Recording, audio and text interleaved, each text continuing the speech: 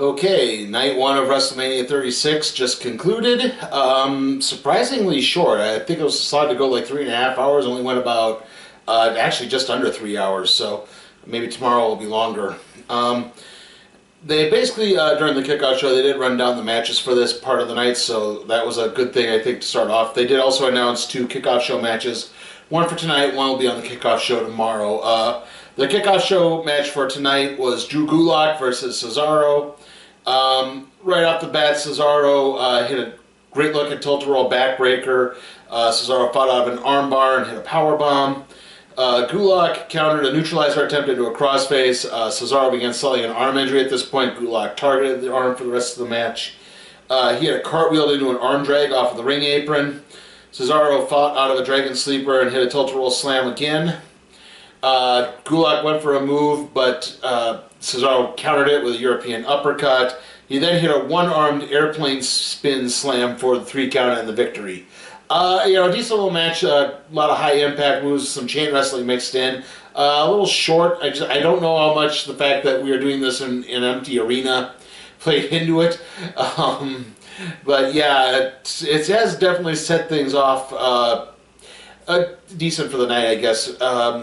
I would say the other part of it too is with the empty arena, you hear so much more. There's so much more grunting. You can actually hear what people are saying sometimes, and it is kind of surreal and weird. Anyway, moving on to the show proper, we opened up with the women's tag team match, the Kabuki Warriors versus Nikki Cross and Alexa Bliss. Sorry. The Kabuki Warriors danced as they got into the ring. I think they parodied Jeff Jarrett a little bit when they were getting into it.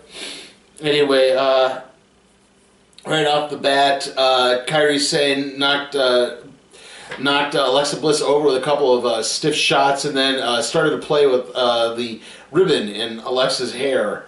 Cross came back and hit Sane with a running drop kick. Bliss hit Asuka with a senton off the apron.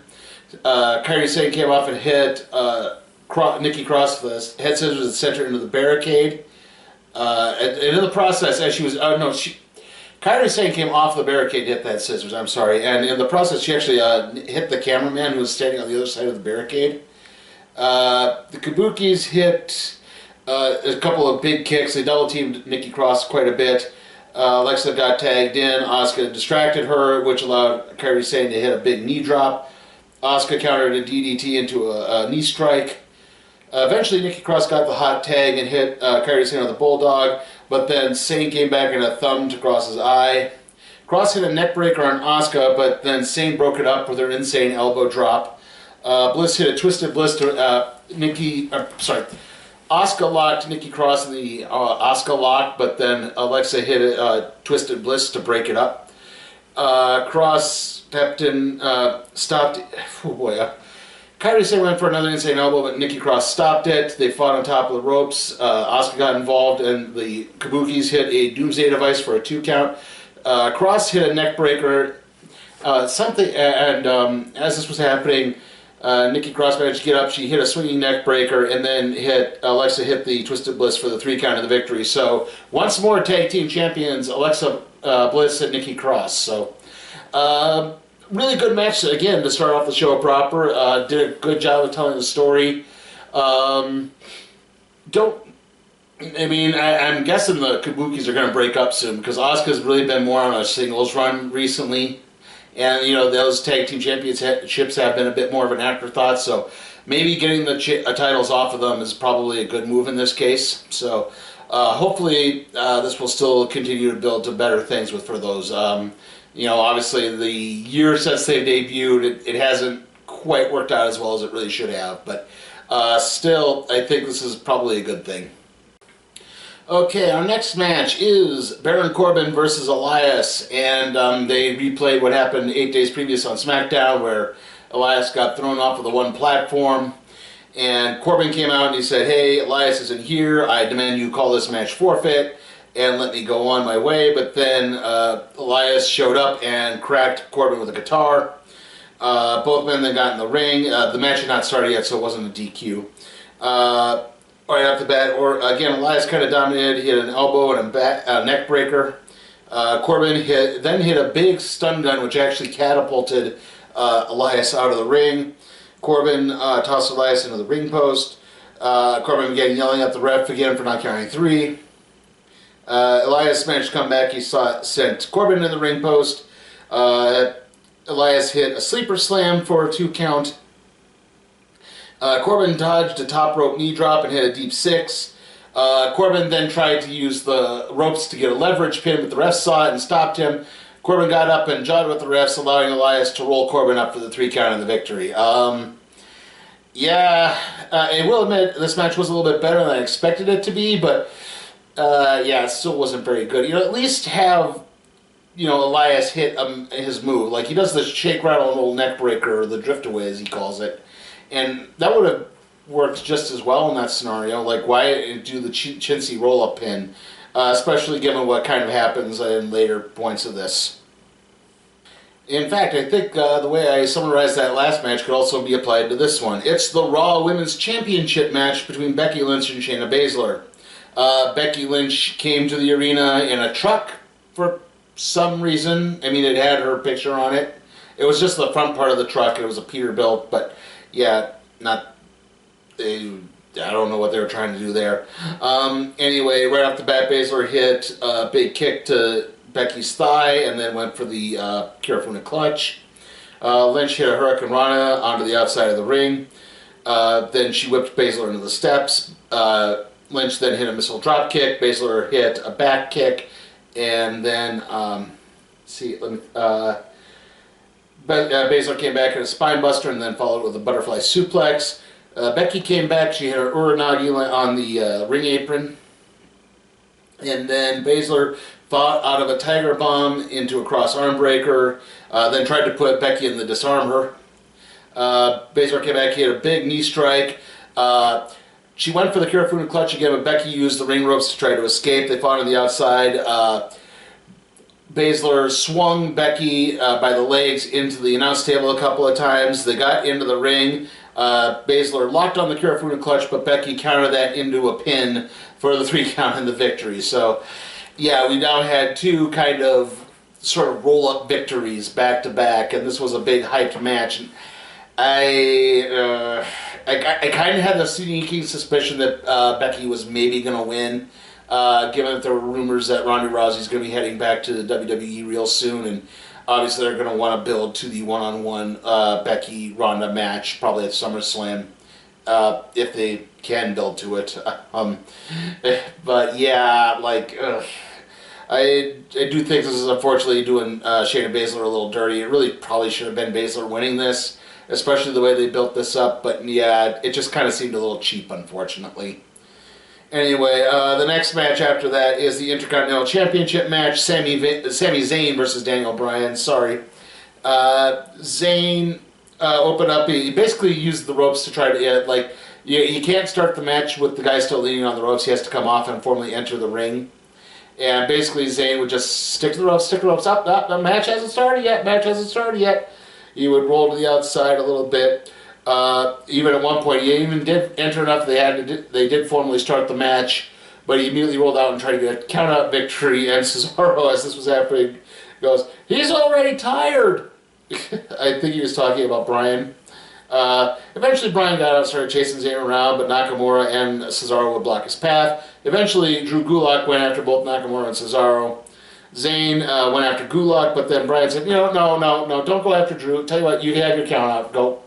And he's like, oh, geez, thanks. And he starts heading up the ramp, but then Bryan changed his mind and chased him up and tackled him. At this point, Bryan kind of took over. He put Sami Zayn in a couple submission holds. He had a missile drop kick, locked on an STF. At this point, Zayn started crying in the ring. Bryan hit the yes kicks. Zayn did try to fight back. Bryan hit a big clothesline. At this point, Cesaro and Nakamura returned to the match after Gulak had clotheslined both of them over the barricade. They attacked Gulak. Bryan went after them, hit a torpe suicido onto them, and he got back in, went for a top rope move, but Zayn managed to counter that into a haluva kick for the 3 count of the victory. Again, a little, not so much predictable, but when you saw them get kicked out and then not, like the ref not formally force everyone to the back at that point, you kind of figured, okay, they're going to come back and play into this somehow. And I think it's good that Zayn actually retained the championship. I mean, given that this is his first singles championship on the main roster, he needs a decent long run with it before you can take it off him. I mean, if you're going to build him into a believable top dog heel. So again, I think this really does help him in the long run. The match itself, I think, it told its story well. It was like, if you were looking for a lot of high-impact moments, yeah, you're going to be a little disappointed, but I think it did a good job of telling the story, and again, setting Sami Zayn up to be a top heel. Okay, so our next match is, it's a little unique. It was supposed to be a 3-way tag team ladder match for the SmackDown Tag Team Championships between The Miz and John Morrison against the New Day against the Usos. But then The Miz got sick, so I don't know if he has the Backstreet Boys reunion tour or not. But yeah, he's sick, so you could not get cleared to compete. So what they did was, instead of a tag team match, it's a triple threat singles match for the SmackDown Tag Team Championship between John Morrison, Kofi Kingston, and Jimmy Uso. Right off the bat, all 3 men got out of the ring and got ladders into the ring, began climbing. They fought on top of the ladders. I thought, wow, this is going to be a really quick match. Jimmy Uso got knocked off and began selling a knee injury after that. Kofi tried to get a drop kick through a ladder. He got dumped out of the ring by both Morrison and Jimmy Uso. Morrison poked Jimmy's eye and then toppled the ladder on top of him. Morrison hit the Starship Pain onto a ladder that Jimmy Uso was bridged on. Kofi hit a springboard hurricanrana off the ladder onto Morrison. Jimmy Uso walked to the barricade, but then Kofi smacked him with a ladder. Morrison tight-roped across the top rope to hit a top rope Spanish fly onto Kofi Kingston. Jimmy hit a top rope splash onto Morrison. Kofi climbed the inside of the ladder to stop Jimmy Uso, who was climbing on the outside. The ladder is set up here. Jimmy Uso is climbing this side. Kofi's literally climbing the other side of the same leg, basically. As that happened, Morrison toppled the ladder and sent Jimmy out of the ring. Eventually, all 3 of them got back in. They were all on ladders. All 3 got up, got their hands on the championships that were suspended there. It got unhooked, so again, they're all holding on to it, and so they're all fighting to try to see who can get down from the ladder with the championships. Both Kofi and Jimmy headbutt Morrison, and he falls backwards, but he's holding on to the championship belts, so when they pop off, he's still holding them when he falls all the way down to onto a bridged ladder. So he still got them, and thus Miz and Morrison, John Morrison, the champs retained. Very entertaining match. Again, I thought starting off, wow, this is going to be quick the way they were already climbing up and brawling on top of the ladder. You're going to hit the big spots right away. Usually you kind of build these, but no, they managed to build into a lot of other spots, so it was pretty entertaining. I did kind of like the ending a little bit.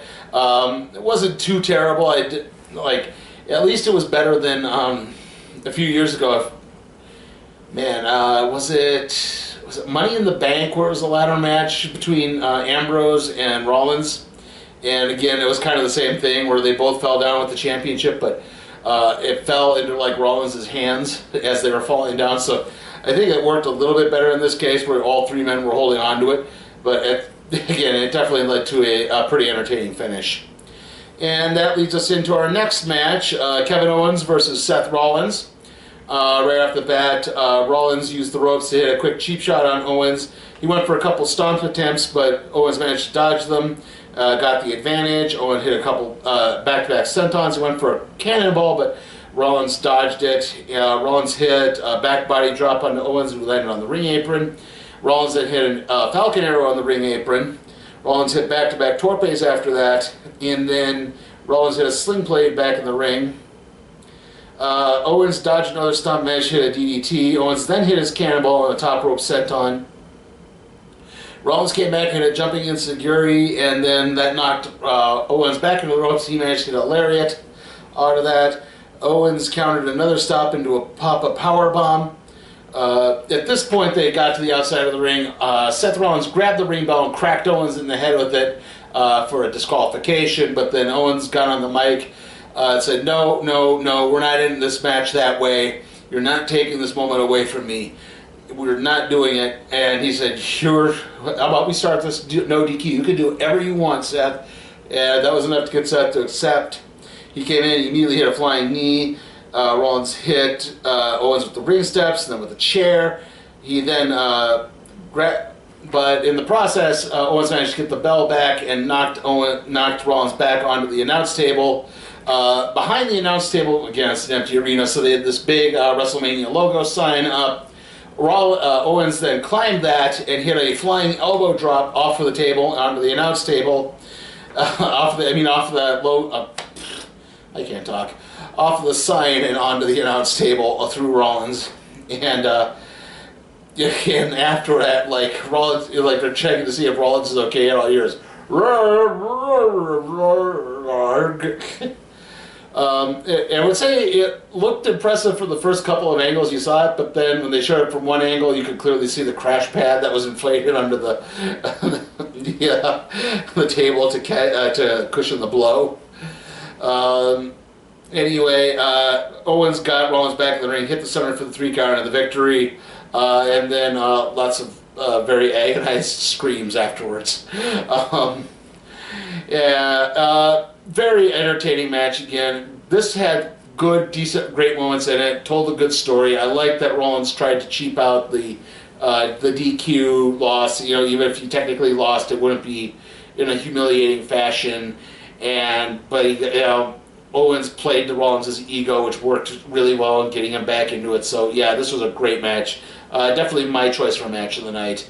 And then after that, we cut to our host, Rob Gronkowski, with his good buddy Mojo Rawley, and they were suddenly joined by R-Truth, who, again, is 24/7 champion. And in the process of that, first Gronk tried to pin him, but then Mojo pulled Gronk off, basically cheap shot at him, and covered R-Truth to become the new 24/7 champion. So look for more of that tomorrow night. Okay, our next match is for the Universal Championship. It is Goldberg versus Braun Strowman. So yes, obviously earlier this week Roman Reigns announced that because of his immunocompromised state, he doesn't feel safe participating in a match right now, so he had to unfortunately drop out. Completely understandable, obviously, given this whole situation that we're in, but they then just announced that Braun Strowman was taking his place. They announced it on SmackDown last night. Yeah, that was kind of the weird thing, is they just said, yeah, it's going to be Braun Strowman. Like, oh, everyone was expecting there to be some type of storyline built into it, but nope. I guess when it's kind of common knowledge as to why this is happening, there's not really a reason to do a storyline built into it. But anyway, right off the bat, I would say this is for the Grunting Championship as well, because you have Braun with his roar, and then Goldberg's going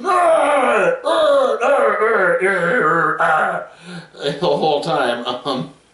But right off the bat, Goldberg fought out of a power slam and hit 3 spears.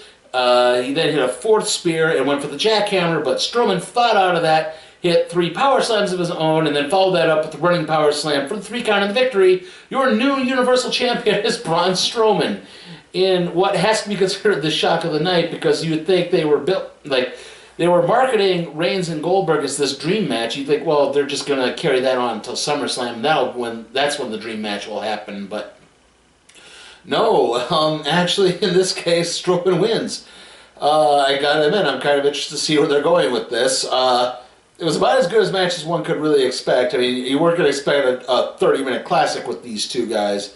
I mean, Strowman could go 30 minutes, but not Goldberg. So, yeah, to get what we got out of it was pretty good. It wasn't spectacular, but it was all right. And that leads us into our Well, the final match of night one, I'm not going to call it a main event. It is the Boneyard match between AJ Styles and The Undertaker. This was pre-taped, it was pre-filmed actually, because they basically shot this kind of movie style, like, Jeremy Borash, who's a producer there.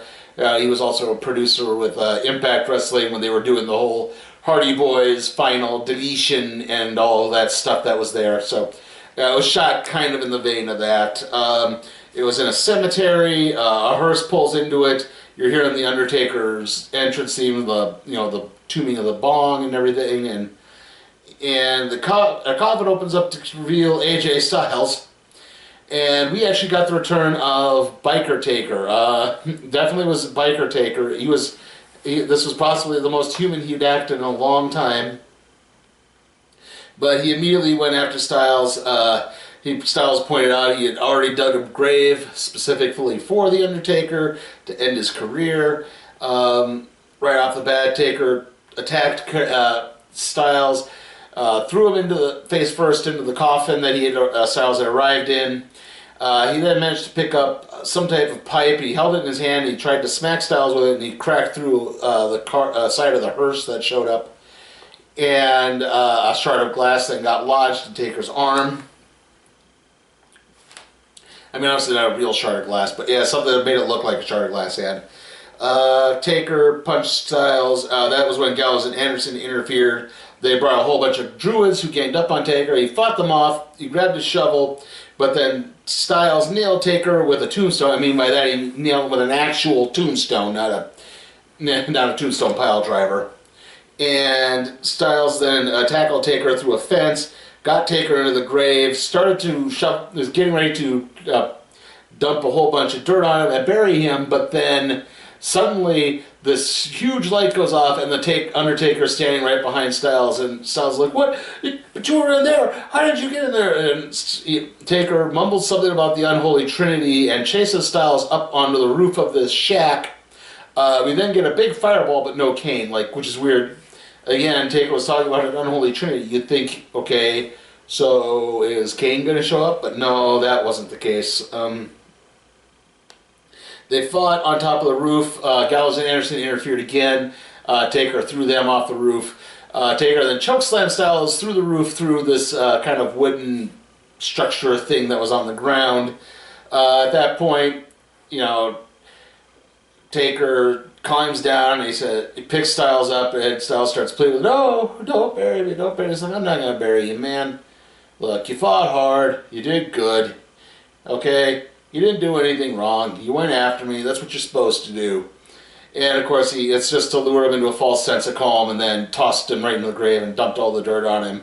And the final shot is AJ Styles' hands sticking out through the dirt as Taker leaves off on his bike once more, and the Undertaker symbol appears on the aforementioned shack. So overall, that was very unique.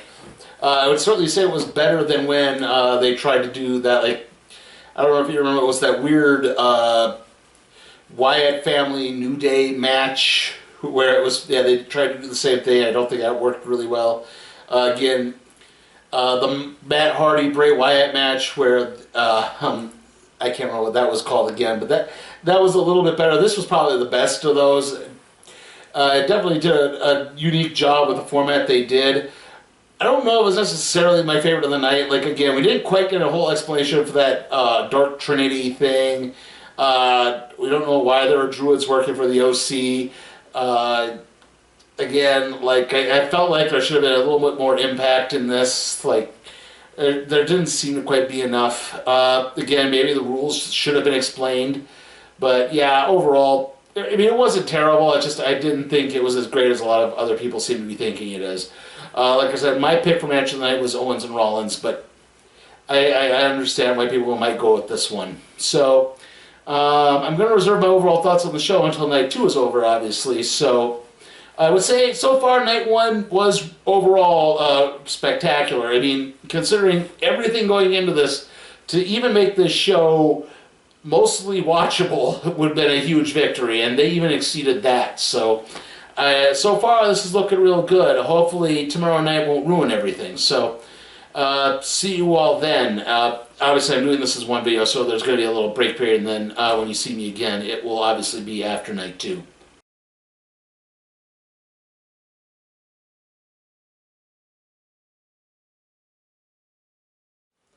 Okay, here we are with night 2 of WrestleMania, and the show was a little bit longer than the last night, but it wasn't that much longer. I'd say maybe about 10 minutes or so. Anyway, we had another kickoff show match, like I said. I guess it's our first match of the evening. So the kickoff show match was Liv Morgan versus Natalya. Right off the bat, this was kind of unique in the sense I'm still not entirely certain as to who is the heel in this, or if it's just babyface. But Natalya feigned a handshake and used that to hit a snapmare on Morgan. Morgan went for a quick roll up right away. Natalya hit a slingshot back suplex and then followed that up with a drop kick. Natalya locked on a surfboard after that. Morgan countered. Natalya tried to hit the back suplex again, and Morgan countered out of that and hit her one-legged code breaker. And Natalya hit a flapjack after that. Natalya went for another flapjack, and Morgan rolled through for a pin. So yeah, kind of a standard match. Not terrible, decently executed.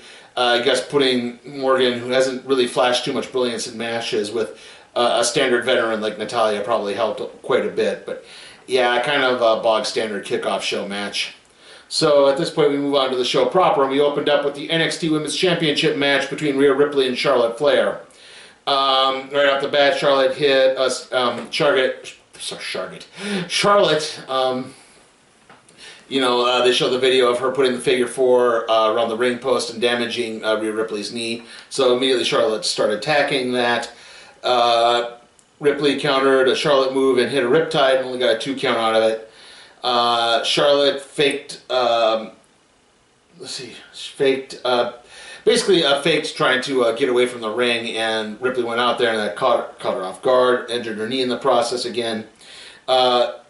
Charlotte dodged a big boot which tangled Ripley's knee up in the ropes. Charlotte drove her knee into the ring repeatedly, kept trying to do try and set up for the figure 4 or the figure 8, obviously. Ripley hit a back slam, her knee was still injured, but Ripley started to fight back. She had a big drop kick. Charlotte knocked Ripley off the apron at one point again, injuring the knee. She went for a moonsault to the outside, but Ripley blocked that and hit a flapjack. Ripley followed that up with a missile drop kick. Charlotte dodged a big boot and hit a chop block on Ripley's injured knee. Ripley fought out of that, managed to hit lock on her standing cloverleaf submission. But Charlotte fought out of that, went for the figure 8, had to go into a Boston Crab instead. Ripley caught Charlotte with a big boot. Charlotte hit a back suplex and went for the moonsault, which Ripley blocked, but then Charlotte hit a spear, and then Charlotte locked on the figure 4 and bridged to the figure 8. Eventually, Ripley tapped out. Overall, really great match to start the show off proper, or night 2 off proper, I guess. Kind of weird to say that when you say kickoff show match, and we had a kickoff show match yesterday, but you get the idea. Like I said, overall, really good match. I think the wrong woman won again. Charlotte didn't need the NXT Championship. Like, again, this is kind of like my problem with Finn Balor being in NXT. I want NXT to be its own special thing. I don't want it to be Raw Light, and it's kind of turning into that. And I don't know, given another event that happens later tonight, I'll talk a little bit more about that, I guess. But yeah, like I said, it was a great match. I'm not taking anything away from the performances, but wrong person won. And after that, we had Aleister Black and Bobby Lashley. Again, they brought back Aleister Black's stupid drawbridge sound during his entrance. I don't know why they did that. Why do they think that? It's like, it was there, and then it was gone, and now it's back again. And it's like... Anyway, right off the bat, Lashley managed to fight off any time Black tried to tie him up for a takedown or anything. Lashley slammed Aleister Black into the ropes and then got a big kick on him. Lashley dodged a moonsault to the outside of the ring. Lashley charged Black into the corner and then followed up with a big neck breaker. Black fought out of a big suplex and landed a big kick. Lashley went for a spear. Aleister Black countered that with a bicycle kick.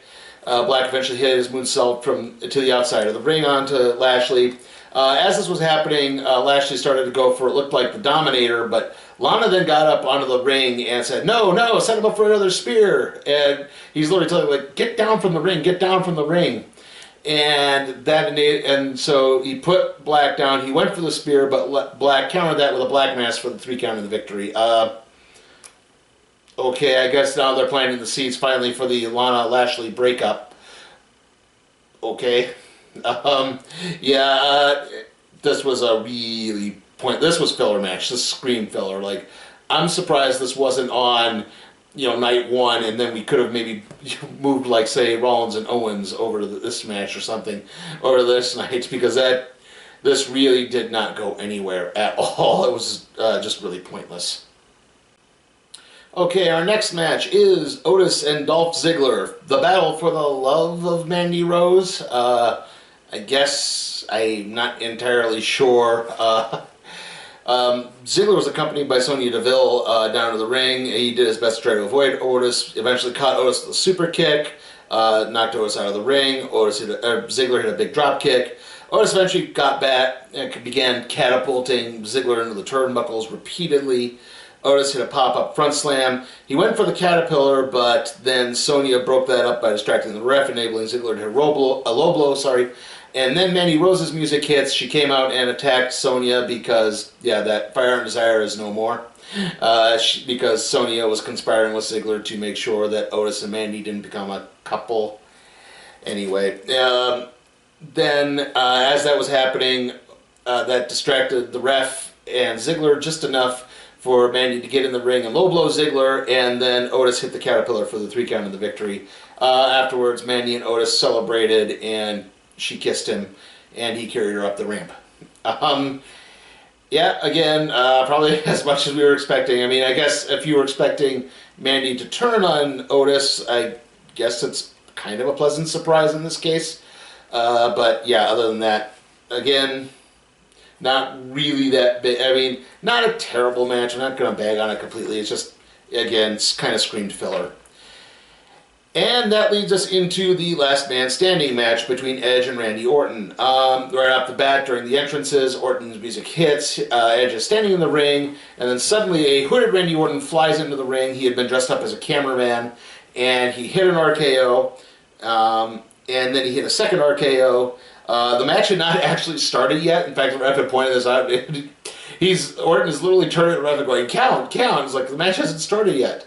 And so he had to wait for Edge to get up to ring the bell for it to start. Right off the bat, Orton just kind of dominated a whole bunch of the early part of this. He drove Edge into the ring barricade, knocked him over it with a camera. They fought all the way back to the Performance Center's gym. Otis, sorry. You go from Otis to Orton in the... anyway, Orton wrapped part of the military press machine, basically the straps that they were using for it, around Edge's neck to try to choke him out. Edge jumped up on a pull-up bar and swung across to dropkick Orton, dropkicked a weight back into Orton's face. Edge then used the pull-up bar to hit a seated senton. They fought back into kind of a delivery area where there was a big garage door, and they slammed each other off of that. Orton threw Edge off the top of the entrance ramp into the ring barricade again. They then fought to the back a second time. They got back to the meeting room where they hold the booking meetings for NXT. They got onto the table. Edge basically used the acoustic tiles at the top of the ceiling to swing across and hit an elbow drop. They then fought back into the storage facility, and Orton threw Edge into a giant set of ring steps that were stacked up. Edge threw Orton threw a sandbag that they used to weigh down the camera tripods, and clopped Orton in the leg. Orton was really selling his shoulders, wrist, and his ribs, and then his knee at that point. Orton was set up on a table. Edge hit an elbow drop through the table. They fought back even further. They fought back to a large production truck for NXT. They fought all the way up to the top of the production truck. Orton tried to go for the punt kick, but Edge countered that with a spear. Edge went for another spear. Orton countered that with an RKO. He then set Edge up for the one-person concerto, but Edge managed to just fight out of it enough, got the chairs, and then locked his new submission hold on Orton.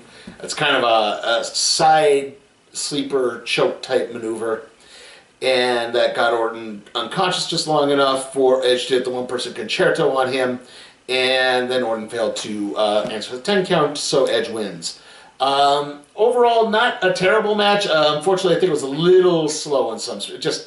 There's a lot of them fighting into areas, and then it's like, okay, stop, and then moving very slowly because it was a little too compact. You couldn't have Edge, Orton, the referee, and the camera guy all in the same spot. In fact, a couple times the camera guy got knocked out of it, and they had to cut to a different camera guy. So yeah, it got a little clunky at a few points. And again, probably last man standing matches work a lot better when they, when you have a arena full of people to count along and to make noise. It was just kind of really awkward and silent. So again, not terrible, but not the greatest either in my book.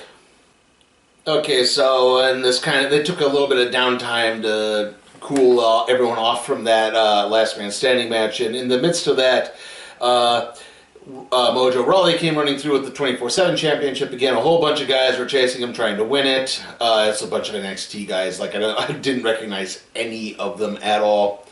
As this was happening, Gronk was up in his hosting position chair, and he jumped off there and landed on everyone and managed to cover Mojo Rawley to win the 24/7 championship. And he left. He then ran out of the arena, and the new host for WrestleMania 36 Night 2 is Titus O'Neil. So yeah, that all happened. And that leads us into the next match, which is the Raw Tag Team Championship match. The Street Profits versus Angel Garza and Austin Theory. Admittedly, I had a couple of distractions going on, so I did not quite catch everything in this match. But yeah, not too much to say though. Theory and Dawkins opened up. Garza tagged in. They got a double team drop kick on Dawkins. Dawkins got the tag to Ford. Ford hit Garza with a DDT. Ford hit a plancha to the outside on Dawkins and Theory. Garza hit a moonsault to the outside onto the Street Profits. They got back into the ring. Another big schmozz kind of broke out. Dawkins had actually tagged in legally at this point, and he went for a maneuver, but Theory caught him and hit the TKO. But then Ford broke that up with a frog splash, and that enabled Dawkins to roll over and cover Theory for the 3 count and the victory.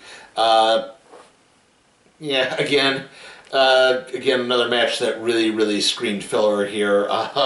Way too many filler matches tonight, I think. Maybe could have moved again. Maybe this one should have been moved, and another match from Raw from the first night could have been put here a little bit more. Like a lot of two downtime matches. They did do something afterwards where Zelina Vega, Austin Theory, and Garza attacked the Street Profits, and Bianca Belair, who is Montez Ford's real life wife, came out for the save, and the Street Profits and Bianca celebrated in the ring afterwards. Yeah, not bad. I don't know if this means Bianca Belair is on the main roster since she's competing in a ladder match to decide who the number 1 contender for the NXT Women's Championship is going to be, but at that point I'm not entirely sure. Anyway, that leads us into our next match, the fatal 5-way match for the SmackDown Women's Championship. Bayley versus Sasha Banks versus Tamina versus Lacey Evans versus Naomi. And this was an elimination style, so you had to do, basically the winner would have to beat 4 other women to win the match. And as the entrances were being done, when Bayley came out for hers, they focused heavily on Sasha Banks looking at her. And then again, they're planting the seeds. Who is Sasha going to turn on Bayley? You know, if it comes down to it, what's going to happen? And first off, they all ganged up on Tamina, but Tamina actually fought them off at first. Though she did get drop kicked out of the ring. At this point, Sasha and Bayley went after Lacey, but Naomi came to Lacey's aid. After that, Tamina got back in the ring. We actually did have a very brief Team Bad reunion, if you remember that. That was the very short-lived faction between Sasha Banks, Tamina, and Naomi. Team Beautiful and Dangerous. They did team up. It was very, very brief. They even did their little fist into the circle bit. And but then Tamina super kicked Sasha, and But then everyone ganged up again on Tamina and eliminated her. At this point, again, a lot of ganging up happening. Like Lacey and Naomi trying to work together to split up Sasha and Bayley. Like, gee, maybe you should have worked with Tamina to eliminate Sasha and Bayley first. Anyway, after that, Banks locked on the Banks Simon on Naomi, who tapped out. This left Banks, Bayley, and Lacey. And at this point, Lacey and Evans went for they had Lacey pinned in the corner. Bayley went for a running knee strike, but inadvertently struck Sasha, knocking her out of the ring.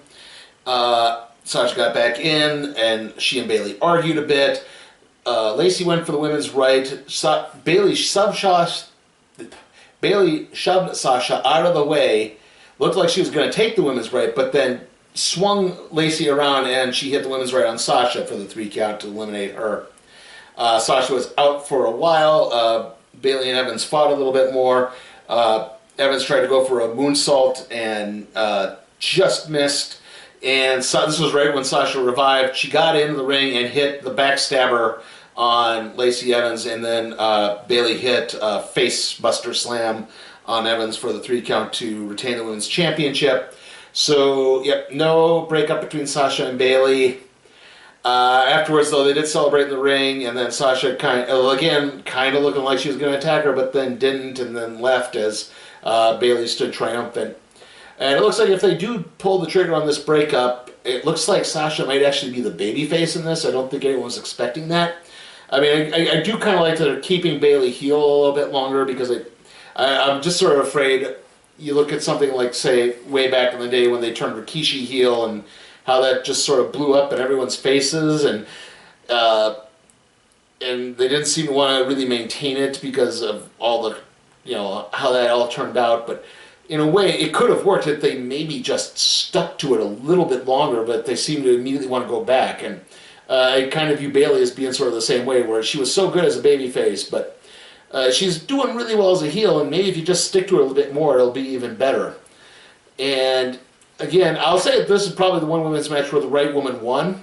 Definitely, all due respect to Lacey Evans, I don't think she should have won in this. It should have been either Bayley, Sasha, or Tamina, because Tamina's been in this company for over a decade now. She has technically never won a pay-per-view match. She's only had like 2 WrestleMania matches, so yeah, probably deserved something here for that type of dedication to the company. Anyway, let's go on to the next match, which is the Firefly Funhouse match between Bray Wyatt and John Cena. This was also like the Boneyard match last night. This was kind of a separate filming type deal. Like, John Cena's music hits, he comes out and he goes, "Welcome to..." He starts to say WrestleMania, but then it breaks up, and like the Fiend appears on the screen, and then suddenly we're on the Firefly Funhouse set, and he basically says, it's Bray Wyatt there, and he's saying, "Tonight, John Cena is going to face his greatest opponent, himself. We're going to show him his true form." And then Cena is teleported into the Firefly Funhouse. Ramblin' Rabbit tells Cena, "Hey, if you're looking for Bray, he went through that door. He's waiting for you there." Cena exits the Firefly Funhouse into this dark room, and he's confronted by the Devil Vince Puppet, who talks about the ruthless aggression. And as this is happening, you see clips of Kurt Angle issuing the open challenge, but then instead of Kurt Angle, it says Bray Wyatt. And then Cena comes out, and he's in his original John Cena wrestling gear. And he just keeps saying, "Ruthless aggression," tries to slap Bray Wyatt, but Wyatt just keeps dodging the slaps. As this was happening, then it became a Saturday Night's Main Event match where Wyatt introduced his tag team partner, Johnny Large. He says, "You don't need talent in this part. All you need is muscles. That's what's going to get you over." Yeah. And Cena's pumping iron. And then suddenly he's in his Dr. Thugonomics gear in the middle of the ring. And he basically starts saying, "Oh, I get it. You want me to rap now, and I can only speak in rhyme. Well, I'm going to tell you how you blew every chance you ever got. You're nothing. You're Husky Harris. You're a loser. Like I said, he's wasted every chance." And then Wyatt says, "Yeah, well, you're a bully. Exactly. You turn everyone's weaknesses into jokes. You attack their weaknesses, and you just tell people they're nothing. And then he somehow manages to teleport around and get John Cena's chain. I know this sounds weird. I am not doing this match justice by any stretch of the imagination, okay? But he got John Cena's chain gang chain and decked him with it. And we then revert to cult leader Bray Wyatt. And he talks about how at WrestleMania 30, John Cena broke him. It was the darkest night in his life, but now things are going to be different. He goes for the Sister Abigail again, but then Cena fights out. Wyatt suddenly hands John Cena a chair, and then suddenly it's WCW Monday Nitro, and Bray Wyatt is now Eric Bischoff. Again, I know this sounds weird. And, okay. He's Eric Bischoff, and he introduces John Cena as a member of the NWO. And then Cena immediately attacks Wyatt, who becomes Huskus the Pigman. And then suddenly the Fiend is in the ring. He locks Cena in the Mandible Claw. He hits Sister Abigail. He locks on the Mandible Claw again. And then the Fiend stands triumphantly over Cena, who then just kind of blips out of the ring. And so I guess that means he won. Yeah, like I said, it's kind of hard to do this match justice because it was so off the wall and bonkers. It definitely didn't play like it was definitely not a straight narrative. They definitely did some inventive things with it. It was memorable. It's definitely also an acquired taste, but I have to admit I did kind of enjoy it. I just kind of like the going through Cena's career. I like always pointing out the one, I like John Cena as a performer. I respect, the charity work he's done, but yeah, there was always that one problem that he would mock Vicky Guerrero's weight.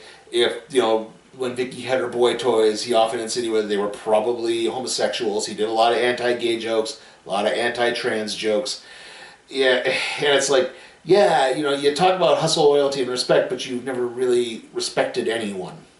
And, I know some of that's probably the character of John Cena and not the man John Cena, but you kind of always had that kind of vibe. Like, I know he's a good guy, I know that, but sometimes he was just insufferable, and I kind of like that it got thrown back in his face. In fact, during the end bit, they played the clip from Cena's promo on SmackDown where he says, "I'm going to eliminate the most overhyped, overrated individual in WWE today." And it turns out the most overhyped, overrated individual was probably John Cena. Okay, and that leads us into our final match of the night, the WWE Championship match between Brock Lesnar and Drew McIntyre. Unique thing at the start of this match, normally, Heyman takes the mic from the announcer and introduces Brock Lesnar, but I guess they're trying to keep social distancing up a little bit, and he didn't do it this time. Anyway, right off the bat, McIntyre hit a Claymore, only got a 2 count. Exactly. Lesnar hit a German suplex. He had a couple more German suplexes. He went up for an F5, and McIntyre only kicked out at 1 after Lesnar hit it. He had another F5 and McIntyre kicked out at 2. A third F5, McIntyre kicked out at 2 again, and then Heyman starts saying, "Hey, Brock, he's pretty good. Hit it again. Keep doing it." He went up for a third F5, but McIntyre got out, hit another Claymore. He hit a second Claymore, and then he hit a third Claymore, and got 3 count in the victory. So that's how it ended. Nothing afterwards. They ran the copyright Chiron. Again, kind of had to be done, I think. Brock's a good competitor, but he's not the guy who's going to go 25, 30 minutes on a routine basis, not without a big rest period. And I think, again, you look at how long some of the matches were. The Last Man Standing match and the Firefly Funhouse match were both pretty long. I mean, I guess they could have maybe gone to 10 if they wanted to, but yeah, McIntyre gets his moment. He's champion now. Hopefully this means less Brock Lesnar in the title picture, please. Can we just have him not be in it for like a year? I mean, I know, especially with the taping schedule right now, which is entering into a very weird zone. I'll probably talk about that later. I'll get to how weird that is. But again, can we just not have Brock Lesnar be in the championship picture now? Again, like I said this last year, I shouldn't have to keep saying it every year. Can we just dial it back a little? Anyway, it's good to see McIntyre win. Again, hopefully we can start to get some new matches. I'd be amped for McIntyre Rollins. I'd be amped for Andrade to come back maybe. Heck, Aleister Black. McIntyre is always kind of walking the line between good and bad guys. So McIntyre, AJ Styles. Again, all of that could be really interesting to see. So again, looking forward to that. I guess that leads me into my overall thoughts on the show, and well, I mean, both nights in particular. I will admit, I preferred night 1 to night 2. Night 2 had way too many filler matches, way too much to kind of, again, like we had a kickoff show match in this one, and it was okay, but not spectacular. Again, none of the matches were bad. They just all kind of screamed filler, and again, the Lashley Aleister Black match was just kind of thrown together, I guess because those two guys were available. And the tag team match, again, it was supposed to be Andrade and Garza, but Andrade was injured, so he couldn't go. So I understand why that went the way it did. But even then, I didn't expect Andrade and Garza to win that match anyway. But it maybe could have been a bit more involved. The Last Man Standing match was fine. It definitely, again, it dragged on a little bit. Firefly Funhouse was fun, but it was weird. The main event, again, was pretty good. Again, it's nice to see McIntyre finally win. You knew he kind of had to win that sort of way where he was going to have to hit multiple finishers. I mean, when Rollins had to do the same thing in, both WrestleMania and SummerSlam last year, so it kind of makes sense. Overall, again, given the horribly extenuating circumstances involving all of this, I mean, again, the fact that they were able to put on a spectacular night 1, an all-right night 2, I think I'm safe giving this one a B. Again, if it were to achieve average, would have been a huge victory in this case, again, given everything involved. And definitely, like I said, the lack of crowd did play into this night more, but still, like I said, both shows were really enjoyable. A B is a perfectly suitable grade for this. Okay, so in terms of the wrestling reviews, I don't know what. They advertise Money in the Bank as happening, but from what I've come to understand, that's not really the case. At least a few days ago, they were saying that it was probably canceled or postponed. So, I mean, it said May 10th.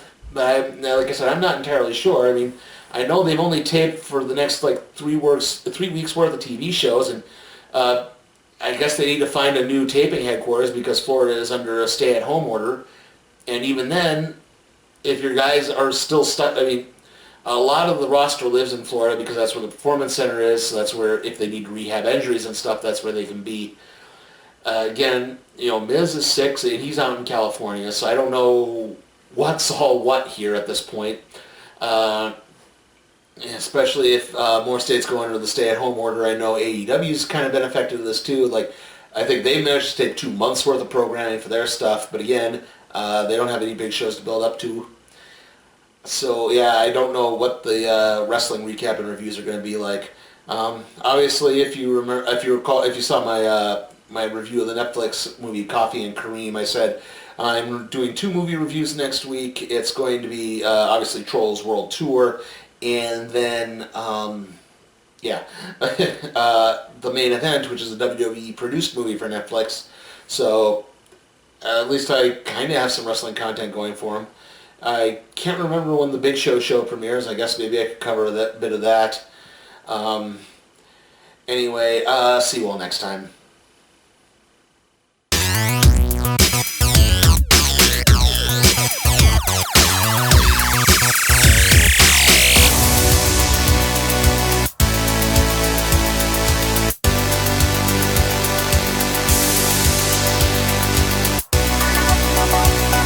Hey guys, remember to check out my Patreon at patreon.com/SleepyTimeForCat Productions, where you can help me expand my wrestling coverage to stuff beyond WWE, NXT, and the occasional AEW free show.